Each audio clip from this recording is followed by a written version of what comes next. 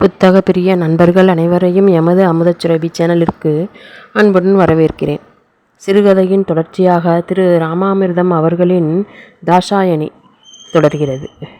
மூங்கில் பாலத்தின் மேல் மூவரின் கணம் அழுத்தியதும் பாலம் கிரீச் கிரீச் என்று தொட்டிலாடிற்று. பாலம் ஆடவும் பையனுக்கு ஒரே குசி. அம்மாவின் கையை பிடித்து கொண்டு தொப்பு தொப்பென குதித்தான். பாலம் ஐயோ ஐயோவென செல்லமாய் ஓலமிட்டது. வா வா போகலாம், இரு அம்மா செத்தே என்று வர மறுத்து தும்பை இழுக்கும் கன்றுக்குட்டி போல் அவள் கையை பிடித்து இழுத்தான். நேரமாயிடுத்தே, அப்பா முன்னாலே போறாரே, அதெல்லாம் முடியாது, வர முடியாது, போ என்று பையன் தலையை ஆட்டி முரண்டு இன்னொரு முறை குதித்தான். அவனுக்கு ஏமாற்றம் நேராதபடி பாலமும் கத்திற்று. இதோ பாருங்களேன் உங்கள் பிள்ளை படுத்துகிற பாட்டை. 4 அடி முன்னால் போய் கொண்டிருந்த அவள் கணவன் நின்று திரும்பி நோக்கினான். மாலையின் மஞ்சள் வெயிலில் பையன் பாலசூரியனாய் தகத்தகத்தான். அவன் தலைமையில் கூட ஒரு தினுசான செம்பட்டையினால் ஹோமகுண்டத்தின் நெருப்பு போல திகுதிகுவென எரிந்தது. பசுபதியின் கண்கள் கூசினார் போல லேசாய் மங்கின. யோசனையான புன்னகையுடன் திரும்பி வந்தான். மூவரும் பாலத்தின் நடுவே நின்றதும் பாலம் உடலை முறித்து கொண்டு முனைகிற்று. கண்ணுக்கு எட்டியவரை வயற்பரப்புகள் பூமியை கட்டானிட்டு அறுத்தன. மைல் தூரத்தில் ரயில்வே ஸ்டேஷனில் செங்கல் கட்டடம் பளிச்சென்றது. தந்தி கம்பங்களின் உச்சியில் காற்று ஊடுருவுகையில் தந்திகள் சுருதி மீட்டின. மூளைக்கு மூளை, கண்ணுக்கு எட்டியவரையும் அதற்கப்பாலும் தண்டவாளம் சீறி கொண்டு ஓடிற்று. நகைப்பெட்டியை திறந்ததும் மூடியின் உள் மெத்தை போல் நீளம் பிதுங்கி நின்றது. அப்பா அப்பா தோப்பார், அதோ அதோ. பையன் கையை கொட்டி கொண்டு குதித்தான். சவுக்கு தோப்பின் உச்சியில் வானத்தை அசுத்தமாய் கிறுக்கிக் கொண்டு ஒரு கருப்பு திட்டு கிளம்பிற்று. நிமிஷத்துக்கு நிமிஷம் புகைப்படலம் அகன்று விரிந்தது. பாறையாய் கவம் கட்டி போன தொண்டையில் ஆகாயத்தை கிழித்து கொண்டு ஒரு கத்தல் நீளமாய் கிளம்பிற்று. சவுக்கு தோப்பின் மறைவிலிருந்து ரயில் வெளிப்பட்டதுதான் தாமதம். பையன் வெறி பிடித்தவனாகிவிட்டான். அவன் தாய் அவனை அமுக்கி பிடித்து கொண்டாள். திமிரும் திமிரலில் எங்கே பாலத்திலிருந்து விழுந்து விடுவானோ என்று பயம். ஆனால் அவள் நாட்டம் கவலையோடு அவள் கணவன் மேல் பாய்ந்தது. பசுபதி மௌனமாய் வண்டியை தொடரை கவனித்து கொண்டிருந்தான். வழியெல்லாம் தண்டவாளத்தை விழுங்கி உமிழ்ந்து ஸ்டேஷனுக்குள் விரைந்து நுழைந்து நின்று அடங்கி பெருமூச்சு விட்டது. இந்த ஸ்டேஷனில் ஏறுவாரும் இல்லை, இறங்குவாரும் இல்லை. ஆனால் கிளுப்தமாய் வண்டி பிரதி தினமும் இங்கு 2 நிமிஷம் நிலைப்பாரி விட்டுத்தான் சென்றது. இதோ மூச்சை பிடித்து கொண்டு கிளம்பிவிட்டது. வண்டி வளைவில் திரும்பி மரங்களின் பின் மறையும் வரை பார்த்து கொண்டிருந்து விட்டு பசுபதி திரும்பினான். அவன் முகம் கருத்திருந்தது. நல்ல நிறமாக இருப்பவர்களுக்கு எப்பொழுதும் ஓர் அசௌரியம். நெஞ்சில் இருப்பதை முகத்தின் நிறம் காட்டி கொடுத்துவிடும். பசுபதி பாபுவை விட நிறம். என்ன போவோமா? டே பாபு, ஓடுடா, உன்னை நான் பின்னால் வந்து பிடிக்க போறேன். பையன் கொக்கரித்து கொண்டு சிட்டாய் பறந்தான். அவன் செவிதூரம் தாண்டியதும் தாஷாயணி, உங்களுக்கு இன்று மனம் சரியில்லையல்லவா என்றார். அவன் முகம் லேசான பச்சையாய் மாறிற்று. உனக்கு அப்படி ஏன் தோணணும்? எனக்கு தோணவில்லை, தெரியும். இன்று தபால்காரன் வந்து போனதிலிருந்து நீங்கள் சரியாய் இல்லை. என்னை என்ன என்று கூட கேட்கவில்லை. என்னோடு அப்புறம் சரியாய் பேசக்கூட இல்லை. பிறருக்கு வரும் கடிதத்தை பிரிப்பதோ கேட்டு வாங்கி படிப்பதோ எனக்கு பழக்கம் இல்லை. அப்போது நான் பிரத்தியாரா? அவன் பேசவில்லை. அப்போது உங்களுக்கு கடிதம் வந்தாலும் நான் என்ன என்று தெரிந்து கொள்ளக்கூடாதல்லவா? எனக்கு கடிதம் போட யார் இருக்கிறார்கள்? இனி எனக்கு வரவேண்டிய ஓலை ஒன்றுதான் பாக்கி. அது வந்ததற்கும் அதற்கு பதில் போட முடியாது. நானே கிளம்பி ஆக வேண்டும். சரி சரி, உங்களோடு பேசினால் மூச்சு விடாமல் இப்படித்தான் தர்க்கம் பண்ணுவீர்கள். அவள் குரல் கடுகெடுத்தது. வெள்ளிக்கிழமையும் அதுவுமாய் நாய்க்கில் நரம்பில்லாமல் வெடுக்கென அச்சாணியமாய் ஏதாவது சொல்வீர்கள். உங்கள் உடம்பு இருக்கும் நிலைக்கு எனக்கு தான் தாங்காது. அதனால் நானே தனிந்து போகிறேன். நான் கிருதார்த்தனானேன். என் அகமுடையால் எனக்கு தனிந்து போகிறாள். என் ஜன்மம் சாபல்யம் அடைந்தது. எனக்கு வந்தது இதுதான். இந்தாருங்கள்.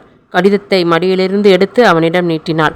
அதை வாங்கி பிரித்தான். கண்கள் வரிகள் மேல் ஓடின. அது அச்சடித்த திருமண அழைப்பு. அதை கையில் பிடித்து கொண்டே திரும்பி பாலத்தின் கட்டத்தின் மேல் சாய்ந்தான். இருவரும் மௌனமாய் கீழே ஓடும் ஜலஜரிகையை பார்த்து சிந்தித்து கொண்டிருந்தனர். இப்பொழுது வெயில் மழை வரட்டும், கரை அடங்காது. பத்மாவுக்கு கல்யாணமாக்கும் பத்திரிகை உங்கள் கையில்தான் இருக்கிறது. உன் தங்கை அழகி அல்லவா? அவன் இன்னும் ஜலத்தையே தான் பார்த்து கொண்டிருந்தான். அதை பற்றி சந்தேகம் வேறையா? இப்போது பட்டுவை நான் பார்த்து 8 வருஷங்களாச்சு. உற்ற வயசு. இன்னும் நன்றாய்தான் இருப்பாள். பட்டுவா? அதான் பத்மாதான். நான் அவளை பட்டு பட்டம்மா என்று தோன்றினார் போல் அழைப்பேன். எங்களுக்கிடையில் சண்டை வந்தால் 10 மொத்து என்பேன். 10 என்னவோ மொத்துதான். கதை புத்தகம் படிப்பதில் கூட அவளுக்கு ஆசை கிடையாது. அம்மா பத்மாவென்பாள்.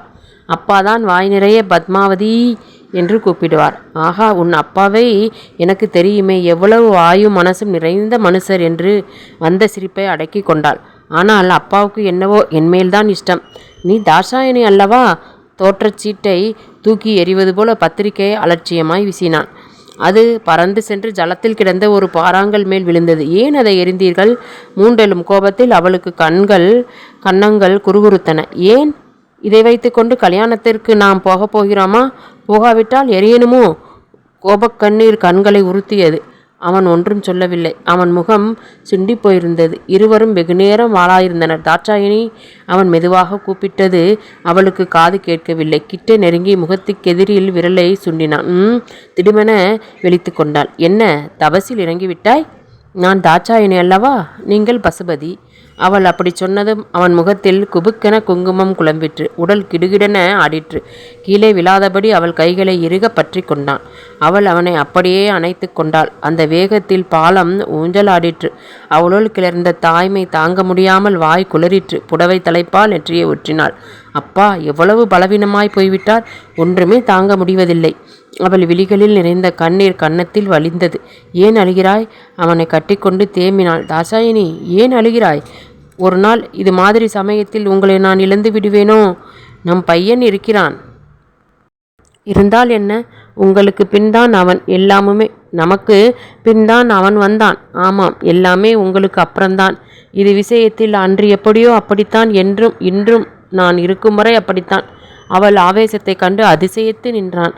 மாலை இரவுள் கடக்கும் நேரத்தில் கோயில் மணியோசை காற்றில் மிதந்து வந்து கலக்கையில் அவள் வெறிபிடித்தாற்போல் பேசுவதை காண சற்று அச்சமாய் கூட இருந்தது. பழுக்க காய்ந்த வெள்ளப்பாக யாரோ வாயில் ஊற்றினார் போல் கனவு கண்டு திடுக்கென விழித்து கொண்டாள். அறைக்கு வெளியே நிலவு பட்டை வீசிற்று. அவள் கணவன் படுக்கை விரித்தபடி கிடந்தது. நினைவை சரிகூட்டி கொள்ளுமுன் சுருதியோசை புரண்டு வந்து மேலே மோதிற்று. அவளுக்கு திக்கென்றது. பரபரவனை எழுந்து வெளியே வந்தாள். பூந்தொட்டிகள் சூழ்ந்து கல்மேடை மேல் அவன் உட்கார்ந்திருந்தான். மடியில் பாபு தலை வைத்து கவர்ச்சியான அலங்கோலத்தில் தூங்கிக் கொண்டிருந்தான். பசுபதி ஒரு கையால் தம்பூரை இறுக தழுவி கொண்டிருந்தான். அவள் அவனிடமிருந்து தம்பூரை பிடுங்கிக் கொள்ள முயன்றாள். வேண்டாம். இல்லை, நான் பாடவில்லை. வெறுமன சுருதி மாத்திரம் மீட்டிக் கொண்டிருக்கிறேன். அதற்கும் நேரமாகவில்லையா? அவன் வெறுமன சூழ் கொட்டினான். அவள் எதிரே அமர்ந்தாள். காற்று சில்லென வெற்றிற்று. உடம்பை சிலிர்த்து ஒடுக்கி கொண்டாள். இது உங்களுக்கு உடம்புக்காகுமா? அவள் சொன்னது செவியில் ஏறியதோ இல்லையோ, தம்புரா கட்டை மேல் முகத்தை பதித்து ஓசையை மூர்க்கமாய் உறிஞ்சி குடித்து கொண்டிருந்தான். எல்லா அரவங்களும் அடங்கி அவ்வேளையில் தம்பூரிலிருந்து பொழியும் அவ்வோசை பாம்பு போல் அவள் மேல் வலிந்து கவ்விற்று. அது தன்னை விழுங்குவதை உணர்ந்தாள். நாத வெள்ளம் கிறுகிறுவென மூக்கு விளிம்பு வரை ஏறிற்று. மூச்சு திணறிற்று. இனி ஒன்றும் பண்ணுவதற்கில்லை என தெளிந்ததும் திடீரென மற்றற்ற மகிழ்ச்சி அவளுள் பொங்கிற்று. அதில் தன்னை இழந்து மகிழ்ச்சியுடன் சமர்ப்பித்து கொண்டு மழை நாளில் குழந்தைகள் விடும் காகித கப்பல் போல தான் சுழலில் அடித்து கொண்டு போவதை உணர்ந்தாள். அந்த மூலமூர்க்க ஆனந்தத்தில் மூழ்கி திணறும் மூச்சு நுனியில் கடைந்தெழுந்து எண்ணங்கள் உருவாகையில் அவை தண்ணீருள் பேசிய பேச்சு போல சத்தம் இழந்து வார்த்தைகள் இழந்து வேகத்தில் வரம்புகளும் இழந்து வெற்றாய் நின்று பம்பரமாய் ஆடும் ஒன்றிலிருந்து வெறும் நீயும் நானுமாய் பிரிந்து அவைகளின் ஜீவனாய் மாத்திரம் சுருதியோசை வெள்ளத்தில் நீந்துகையில் உடல் தாங்க முடியாது மூர்ச்சையில் மூழ்கி போனாள். என்ன இது? ஏன் இப்படி இருக்கிறது? எப்படி இருக்கிறது? நெஞ்சில் சந்தோஷம் பொங்குகிறது. ஆனால் தொண்டையை துக்கம் அடைக்கிறது. கடகடவென சிரிக்க வாய் திறக்கிறது. ஆனால் அழுகை பீரிட்டு கொண்டு வருகிறது. இது என்ன? பயமாயும் இருக்கிறது, சந்தோஷமாயும் இருக்கிறது. நாமே இருக்கிறோமா இல்லையா என்று சந்தேகம் கூட தோன்றுகிறது. நாம் இப்பொழுது இல்லை என்றால் வேறு எப்படி இருக்கிறோம்? இருக்கிறோம் என்றால் இல்லாமலும் இருக்கிறோமா? புரியவில்லை. ஆனால் புரியவும் புரிகிறது. ஆனால் புரியவும் வேண்டாம். என்ன இது? நீயும் நானும் எங்கோ ஓர் எல்லைக்கோட்டில் இருக்கிறோம். நாம் இப்பொழுது குழந்தைகளாகிவிட்டோம். குழந்தை தூக்கத்தில் சிரிக்கிறது. உடனே விக்கி விக்கி அழுகிறது. இது என்ன? சுவாமி தூக்கத்தில் குழந்தைக்கு தாமரை பூவை காட்டுவாராம். அதை பார்த்ததும் அது சிரிக்குமாம். அவர் பூவை மறைத்ததும் அழுமாம். நாமும் தாமரை பூவை பார்த்து கொண்டுதான் இருக்கிறோம். இல்லை, பூவினில் உட்கார்ந்து கொண்டிருக்கிறோம். குவிந்த இதழ்கள் ஒவ்வொன்றாய் பிரிந்து கொண்டிருக்கின்றன அல்லது கவிந்து கொண்டிருக்கின்றன. புது பிறப்புள் புகுந்து புறப்பட்டு கொண்டிருக்கிறோம். நினைவுகள் அழகிய இதழ்கள். அவள் மேடை நின்று இழிந்து அவன் கால்களை மார்புடன் அணைத்து கொண்டாள். சுருதியோசை அவர்களை சூழ்ந்து கோட்டை கட்டி கொண்டது. நீங்கள் என் வாழ்க்கையில் வந்து முளைத்ததை நினைக்கட்டுமா? எனக்கு ஒரே சமயத்தில் நம் வாழ்க்கையில் ஏதேதோ நினைவு வருகிறது. நீ எது நினைத்தாலும் உன் இஷ்டமே என் இஷ்டம். ஒவ்வொரு நாளும் எத்தனையோ முறை எத்தனையோ விதங்களில் என் வாழ்க்கையில் உங்கள் பிரவேசத்தை நினைத்துக் கொள்கிறேன். இன்னும் எனக்கு அலுப்பு ஏற்படவில்லை. உனக்கும் எனக்கும் இடையில் இந்நிலையில் அலுப்பு என்பது இல்லை. அது மாத்திரமல்ல, நினைத்ததையே நினைத்து கொள்வதில் நினைத்ததை சொல்வதில் இன்பமாக இருக்கிறது. ஓரொரு சமயமும் ஓரொரு புது அர்த்தம் தோன்றுகிறது. நிஜம்மா, இதை பற்றி உங்களிடம் சொல்கிறப்போ எனக்கு நாக்கு தொண்டை வரை தித்திக்கிறது. உன் சொல் ருசியில் என் நாக்கிலும் எச்சில் ஊறுகிறது. நான் காலேஜிலிருந்து அப்போதுதான் வீட்டில் நுழைந்தேன். ஆபீஸ் ரூமிலிருந்து அப்பா கூப்பிட்டார். நான் உள்ளே வந்தேன். வந்ததும் உங்கள் முகத்தை காணவில்லை, முதுகைத்தான் கண்டேன். சுவரில் மாட்டியிருந்த படத்தை சிந்தித்து கொண்டிருந்தீர்கள். முதுகின் பின்னால் கோத்த உங்கள் கைகளை கண்டேன். உங்கள் கையை கொடுங்களேன். பற்றி இழுத்து இரு கைகளிலும் பொத்தி கொண்டாள். கையை பற்றி பேசுகையில் கையை தொடணும் போல் ஏக்கமே ஏற்படுகிறது. தாட்சாயணி, இவர்தான் உன் பாட்டு வாத்தியார். இவரிடம் உன்னை பற்றி ரொம்பவும் சொல்லியிருக்கிறேன். நான் கைகூப்பினேன். நீங்கள் நின்ற நிலை மாறவில்லை. ஆனால் மெதுவாய் முகம் மாத்திரம் என் பக்கம் திரும்பிற்று. இறைஞ்சலில் ஏந்திய என் கைகள் இறங்க மறுத்தன. என் முகத்தில் அப்போது நீ என்ன கண்டாய்? தயவு செய்து சொல்லேன். உங்கள் கேள்வி பெரிய கேள்வி. என்னென்று பதில் சொல்வேன்? அந்த நிமிஷத்தையே தான் இப்பவும் நினைத்து கொள்கிறேன். நினைக்க நினைக்க விவரங்கள் பிரளயமாய் பெருகுகின்றன. எதையென்று எடுத்துச் சொல்வேன்? இல்லை, பார்வையின் அந்த சனப்பதிவில் என்னில் என்ன கண்டாய்? சொல்லேன். கல் விக்கிரகம். முகம் திருப்பினார் போல் திக்கென்றது. அதற்கு மேல் என்னை கேட்காதேயுங்கள். எனக்கு சொல்ல தெரியவில்லை. இல்லை, சொல் சொல், உன்னை கெஞ்சுகிறேன், சொல்லேன். நீ சொல்ல சொல்ல எனக்கு பலம் ஊறுகிறது. ஒரு தினசாய் அடி வயிற்றை துண்டம் போட்டது பழுகை என்று நினைத்து பாம்பை தூக்கிவிட்டேன் போல பக்கென்று சில்லிட்டு கொண்டு ஒரு அதிர்ச்சி. முதலில் அப்புறம்தான் திகில், குளறல், கூக்குரல் எல்லாம். உன் பாசைக்கு தலை வணங்குகிறேன். என் நெஞ்சில் உடனே பதிந்தவை யாவை? உங்கள் நெற்றிமேட்டில் கட்டை விரல் நகைத்தளவில் வளைவாய் ஒரு வடு இருக்கிறதே, அது. அவன் அதை தொட்டுக்கொண்டான். சின்ன வயதில் திண்ணைக்கு திண்ணை தாவி கீழே விழுந்து விட்டேன். உங்கள் முகத்தில் கடுகடுப்பு இல்லாவிட்டாலும் அதில் கடினம் இருந்தது. உங்கள் கண்களில் கனிவு ஏன் இல்லை? இப்படி கண்டது என் கண்களின் குற்றமோ? என் கண் லேசாய் பூனை கண். அதனாலேயே என் பார்வையில் அதற்கு இல்லாத உக்கிரம் இருக்கலாம். இல்லை, நாம் இப்பொழுது கண்ணால் கண்டது மாத்திரம் பேசவில்லை. கண் கண்டதால் நெஞ்சு கண்டது. கண்டு கொண்டிருக்கிறோம். ஆகையால் உங்களிடம் நான் கண்டது உங்கள் கண்களின் உக்கிரம் அல்ல, உங்கள் உள் தன்மையின் உக்கிரமேதான். அதை நீங்களும் உடனே நிரூபித்து விட்டீர்கள். உன் தகப்பனாருக்கு உன் மேல் இருக்கும் பாசத்தில் அவர் உன் சங்கீதத்தை பற்றி சொன்னதெல்லாம் காதில் வாங்கி கொண்டேனே தவிர ஏற்றுக்கொள்ளவில்லை. இது நாமே நேருக்கு நேர் தெரிந்து கொள்ள வேண்டிய விஷயமல்லவா என்றீர்கள். என்ன அப்படி சொல்கிறீர்கள்? நீங்கள் சொன்னது அப்பாவுக்கு பிடிக்கவில்லை. அத்தோடு எடுத்தவுடன் நீங்கள் என்னை நீ என்றதும் அவருக்கு பிடிக்கவில்லை. எனக்கு சங்கீதத்தை பற்றி தெரியும் என்றார். நீங்கள் புன்னகை புரிந்தீர்கள். 5 வயதில் நான் கோலியாடின போது என் தகப்பனார் என்னை கன்னத்தில் அரைந்து இழுத்து வந்து சுவரோடு ஒட்டி வைத்து சொல்லிக் கொடுத்த நாளிலிருந்து சாதகம் பண்ணி வருகிறேன். எங்கள் குடும்பம் நினைவு தெரிந்த 3 தலைமுறையாக சங்கீத பரம்பரை. அப்படியிருந்தும் சங்கீதத்தை பற்றி தெரியும் என்று சொல்லிக்கொள்ள தைரியம் வரவில்லையே. அப்பாவுக்கு இன்னும் ரோசம் வந்துவிட்டது. நான் சங்கீத சபை பிரசிடென்ட் என்று தெரியுமோன்னா?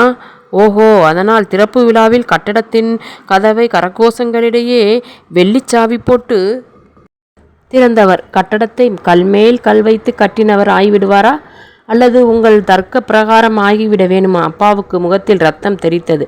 சடார் என்ற நாற்காலியை பின்னுக்கு தள்ளி கொண்டு எழுந்தார். என் வீட்டிலேயே என்னை அவமானப்படுத்த உம்மை இங்கு அழைத்து வரவில்லை. நீங்களும் விடவில்லை. உங்களுக்கு பிடித்தமானதை பேசவும் நான் இங்கு வரவில்லை. நானாகவும் வரவில்லை. உங்கள் பெண்ணுக்கு பாட்டு சொல்லித்தர வேண்டும் என்று நீங்களாக என்னை தேடி கேட்டு அழைத்து வந்தீர்கள் என்பதை உங்களுக்கு நினைவு மூட்டுகிறேன். ஆமாம், சபா காரியதரிசி உங்களை பற்றி பிரமாதமாக புகழ்ந்தார். நீங்கள் நாளடைவில் ரொம்பவும் பிரபலமாக போகும் பெரிய புள்ளி என்று இன்னும் ஏதேதோ சொன்னார். எனக்கும் என் பெண் எதிலும் சிறந்ததையே அடைய வேண்டும் என்னும் அவா உண்டு.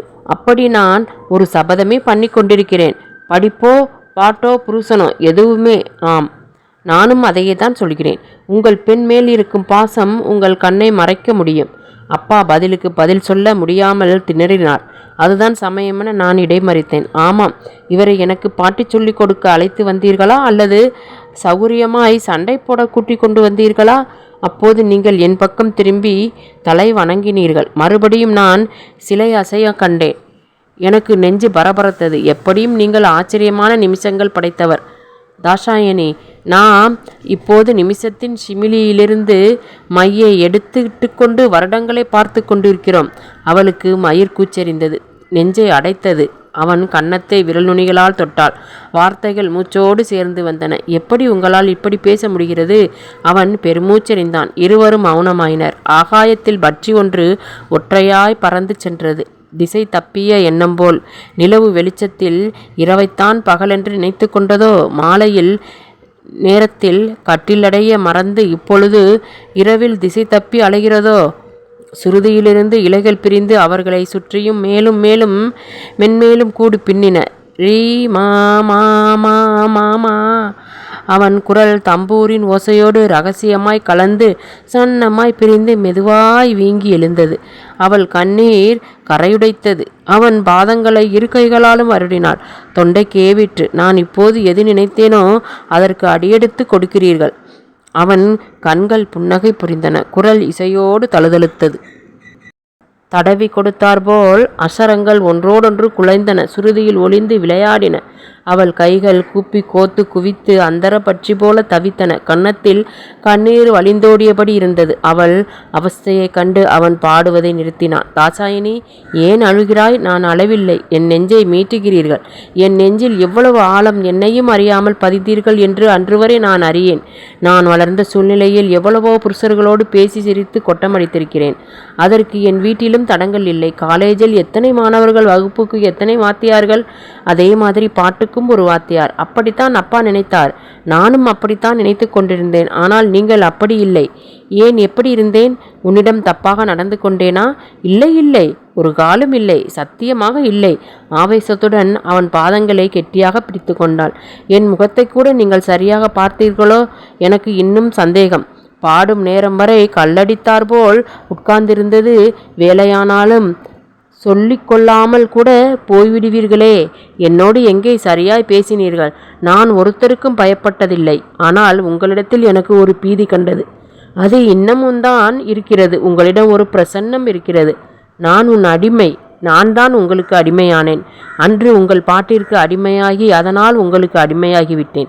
அன்று நீங்கள் சாமா பாடுகையில் கற்பனை ஸ்வரத்தில் மா மா மா மா மா என்று ஒரே அசரத்தை 5 தடவை அழுத்தினீர்களே. அதில் ஏதோ ஒரு தருணத்தில் ஒரு மாவில் உங்களுக்கு என்னை இழந்தேன். அன்று நீங்கள் மா என்று எனக்கு என்ன செய்துவிட்டீர்கள் சொல்லுங்களேன். நான் என்ன செய்தேன்? உன் தகப்பனார் மாதிரி கேட்கிறாயே. இல்லை என்று நீங்கள் உருக்கமாய் இழைக்கையில் திடீரென என் நெஞ்சில் ஒரு கன்று அம்மா என்று கதறிற்று. அவ்வளவுதான். உடனே எனக்கு என்னை சுற்றி அம்மா அம்மா என்று ஒரே அடியாய் வெள்ளி மணிகளின் அலறல்கள் தான் கேட்டன. நானே என் வசத்தில் இல்லை. என்னை சுற்றி ஒரே நீளமாகிவிட்டது. நீங்கள் நம்பினால் நம்புங்கள், நம்பாவிட்டால் போங்கள். கண்ணை விழித்து கொண்டுதான் இருக்கிறேன். சொப்பன மாதிரி இருக்கிறது. ஆனால் நீங்கள் என் எதிரில் இல்லை. என் மடியில் குழந்தையாய் கிடந்தீர்கள். வெட்கம் விட்டு சொல்கிறேன். எனக்கும் இடையில் வெட்கம் என்பது கிடையாது. நான் மடியில் இருந்த குழந்தைக்கு பாலூட்டி கொண்டிருந்தேன். எனக்கு பால் பீறிட்டு கொண்டு வந்தது. ஆனால் அந்த தோற்றம் தோன்றின சுருக்கில் மறைந்தது. கண்ணை கசக்கி கொண்டு பார்க்கையில் நீங்கள் கண்ணை மூடி உங்கள் பாட்டில் உங்களை இழந்திருந்தீர்கள். உங்கள் முகத்தில் ஒரு தினுசான களை போட்டிருந்தது. உங்கள் நெற்றியில் வேர்வை பொட்டு. என் முந்தானையால் அந்த வேர்வையை ஒற்றி எடுக்க மாட்டேனா? என்னில் மூண்டுவிட்ட தாய்மை தவித்தது. அத்தருணத்தில் என்னை உங்களுக்கு இழந்தேன். கானம் கலைந்து நீங்கள் திடுக்கென விழித்து கொண்டீர்கள்.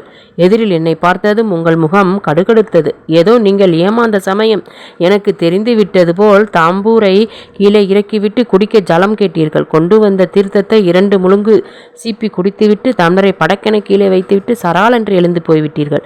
ஹோட்டலிலேயே சாப்பிட்டு எனக்கு சீப்பி குடிக்கும் பழக்கம் விடவில்லை. என்னை மன்னித்து விடு. மன்னிப்பா? அவள் ஒரு விதமான ஆத்திரத்துடன் சிரித்தாள். நான் டம்ளரை 2 கைகளிலும் எடுத்து ஆத்திரத்துடன் நீங்கள் விட்டு போன மிச்சத்தை உறிஞ்சி குடித்தேன். ஏன் அப்படி செய்தேன்? நானே அப்பொழுது அறியேன். உங்கள் மிச்சத்தை உண்டால் என் தாபம் தணியும் என்றா? என்னடி தாட்சாயணி? திரும்பி பார்த்தபோதுதான் அம்மா என் பின்னாலேயே நின்று கொண்டிருப்பது தெரிந்தது. எனக்கு ரொம்ப அசதியாயிருக்கே. தாம்பூரை அவசரமாக கீழே இறக்கிவிட்டு பறையுடன் அவள் தலையை மடியில் எடுத்து கொண்டான். வெகுநேரம் பேசிவிட்டாய், தூங்கு. இல்லை, எனக்கு தூக்கம் வரவில்லை. வராது. நீங்கள் தொடர்ந்து சொல்லுங்களேன். என்னது? நம் கதையை உங்கள் வாய் மூலமும் நான் கேட்க இன்று எனக்கு ஆசையாக இருக்கிறது. 2 குழந்தைகள் ஒன்றுக்கு ஒன்று கதை சொல்லி ஒன்றை ஒன்று தூங்க பண்ணி கொள்வது போல். அவன் லேசாய் சிரித்தான். அவள் குழந்தை மாதிரி அவனை தொந்தரவு பண்ணினாள். சொல்லுங்களோண்ணா. அவன் மனம் இல்லாமல் இணங்குவது போல் பெருமூச்செறிந்தான். பேசலானான். அடுத்த நாள் மாலை நான் உங்கள் வீட்டில் நுழைகையிலேயே ஆபீஸ் அறையிலிருந்து உன் தகப்பனார் கூப்பிட்டார். மிஸ்டர் பசுபதி, நான் திடீரென முடிவு செய்துவிட்டேன். என் பெண்ணிற்கு டியூஷன் நிறுத்திவிடப் போகிறேன். இதோ உங்கள் சம்பளம். மன்னிக்க வேண்டும். சரி, போய் வருகிறீர்களா? எனக்கு வேலை இருக்கிறது. அவர் நடத்தை வெடுக்கென்று இருந்தது. ஆனால் நான் ஏன் என்று கேட்டுக்கொள்ளவில்லை. ஏன் எதற்கு என்றெல்லாம் கேட்டு பேச்சை வளர்த்த எனக்கு எப்போதுமே பிடிப்பதில்லை. அத்தோடு பாட்டு வாத்தியார் பிழைப்பே இப்படித்தான். நான் பேசாமலே அப்படியே போய்விட்டேன். எனக்கு இதெல்லாம் கேட்டு தெரிந்து என்ன ஆக வேணும்?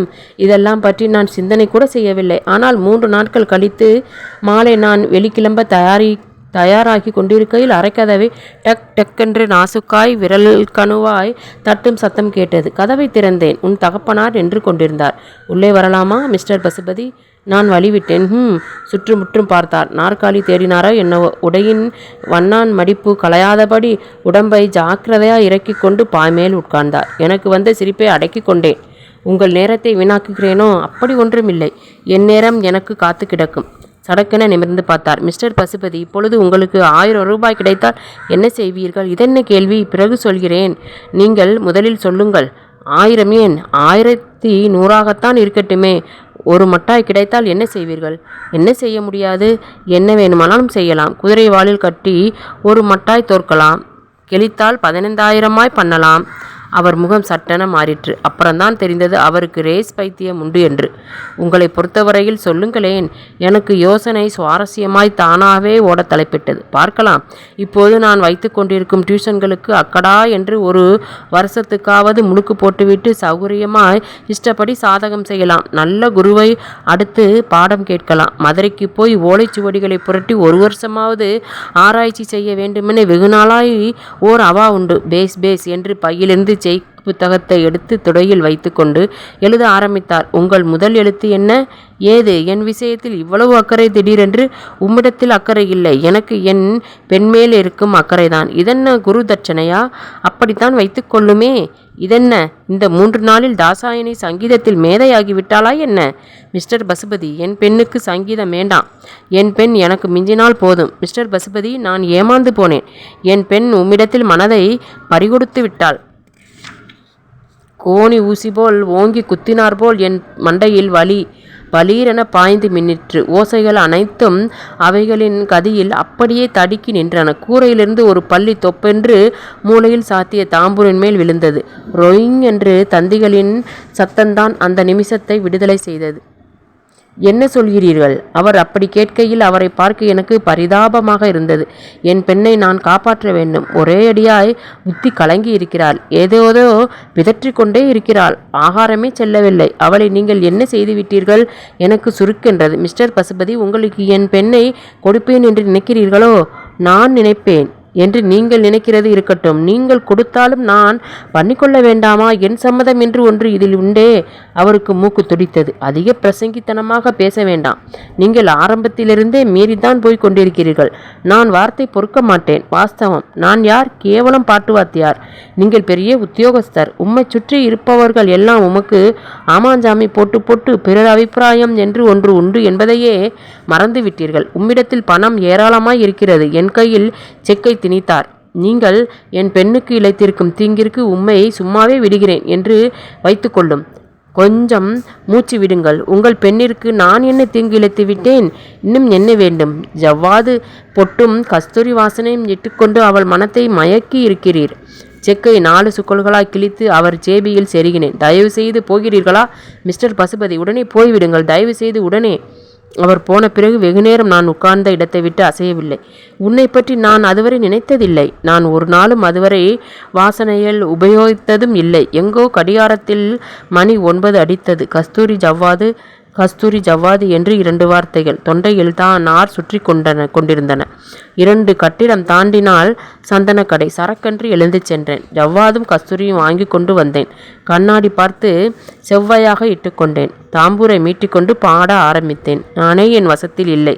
அந்த சமயம் எனக்கு உடல் கூட இல்லை. குரலாய் மாறி போயிருந்தேன். எத்தனை நேரம் பாடினேனோ.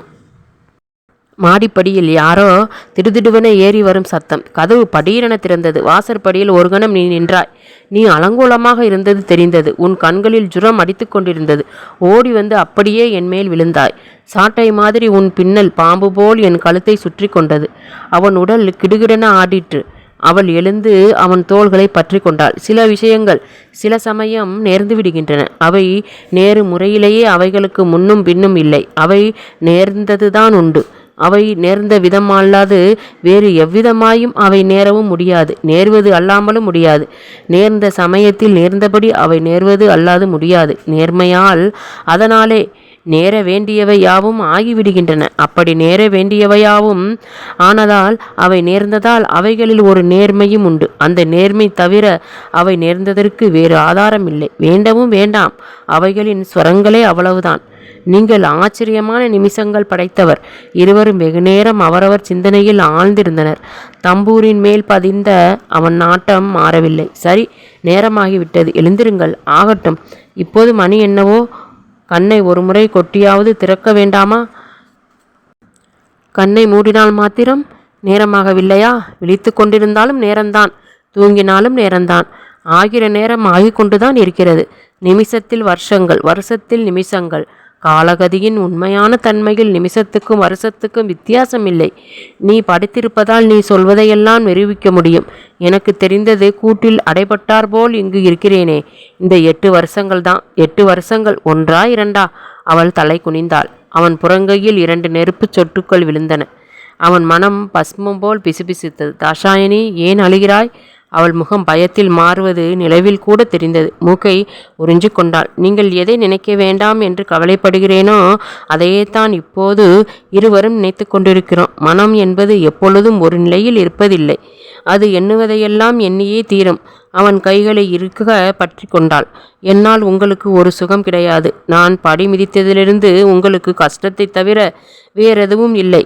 என் வியாதிக்கும் நீ படிமிதித்ததற்கும் சம்பந்தம் இல்லை.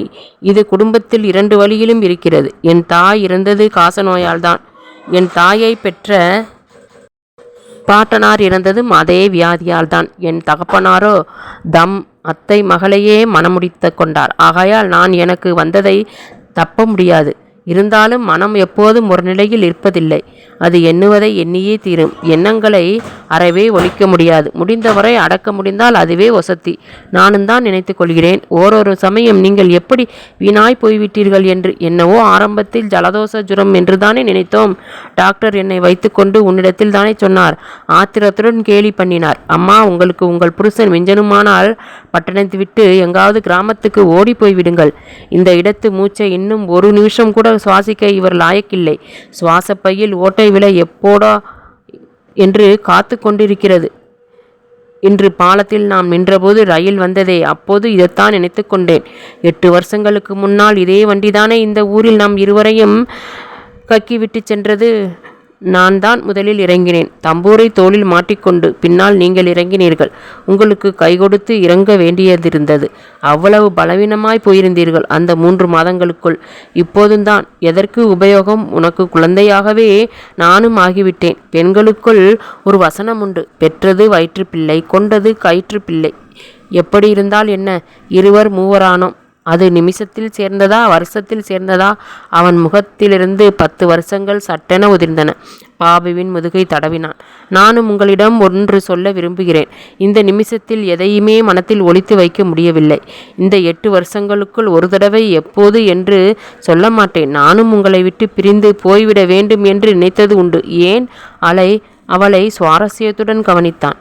ஏனென்றால் என்னத்தை சொல்வது, நீங்கள் தான் சொன்னீர்களே, அது மாதிரி ஒரு நிமிஷ புத்தித்தான். இப்படி தோசியாய் போய்விட்டேனே என்ற மனக்கசப்பு. பிறந்த வீட்டு சபலமும் இருக்கலாம். ஒரே எண்ணம், மனசை முற்றுகையிட்டு விட்டால் தான் முன்புத்தி பின்புத்தி இல்லாமல் அடித்து விடுமே. என்னவோ நினைத்து கொண்டேன், அவ்வளவுதான். நீங்கள் அசதியாய் உறங்கிக் கொண்டிருந்தீர்கள். பையன் விளையாடப் போயிருந்தான். கடிகாரத்தை பார்த்தேன். வண்டிக்கு 4 நிமிஷங்களே இருந்தன. ஈரக்கையை மடியில் துடைத்து கொண்டு கிளம்பி விட்டேன். அவள் அவனை பார்க்கவில்லை. நெற்றியில் அரும்பிய வேர்வையை துடைத்து கொண்டாள். நானே சொல்வதை சொல்லிவிடுகிறேன். இந்த நிமிஷம் என்னால் எதையுமே ஒழிக்க முடியவில்லை. நம்மிடையில் இது ஒன்றுதான் இருவருக்குமே தெரியாதது. அதையும் இல்லை என்று பண்ணிவிடுகிறேன். வயல் வரப்புகளில் தட்டு தடுமாறி குறுக்கு வழியில் விழுந்தடித்து கொண்டு ஓடினேன். சவுக்கு தோப்பின் உச்சியில் புகைப்படலம் தெரிந்து விட்டது. மூங்கில் பாலத்தின் மேல் கால் வைத்தேன். வண்டி ஸ்டேஷனை விட்டு கிளம்பி கொண்டிருந்தது. நீளமாய் ஒரு முறை ஊதிற்று, இன்னொரு முறையும் ஊதிற்று. ஏ அசடே, வழி தப்பி போகாதே, இந்த தடவை உன்னை காப்பாத்தியாச்சு, இங்கேயே விழுந்து கிட என்று கடிவது போல் இருந்தது. அவளுக்கு மூச்சு இறைத்தது. அவன் அவள் கையை இழுத்து தன் கையில் வைத்து கொண்டான். அவள் கையை விடுவித்து கொள்ள முயன்றாள். உஸ், குழந்தை முழிச்சுக்கிறான் என்றாள். பாபு உடம்பை முறுக்கி கொண்டு கண்ணை திறந்து இருந்த இடம் புரியாமல் ஒரு தரம் மிரள விழித்தான். தன்மேல் கவிந்த முகங்களை அடையாளம் கண்டு கொண்டதும் அவன் முகத்தில் வெளிச்சம் உண்டாயிற்று. காலை நீட்டி அவள் மடியில் சொகுசாய் போட்டு கொண்டான். அப்பா, அம்மாக்கு உனக்கு நடுவில் நான் பாலம் என்றான். இத்துடன் தாசாயணி கதை நிறைவடைகிறது. அடுத்த சிறுகதையில் மீண்டும் சந்திப்போம். அதுவரை காத்திருக்கவும்.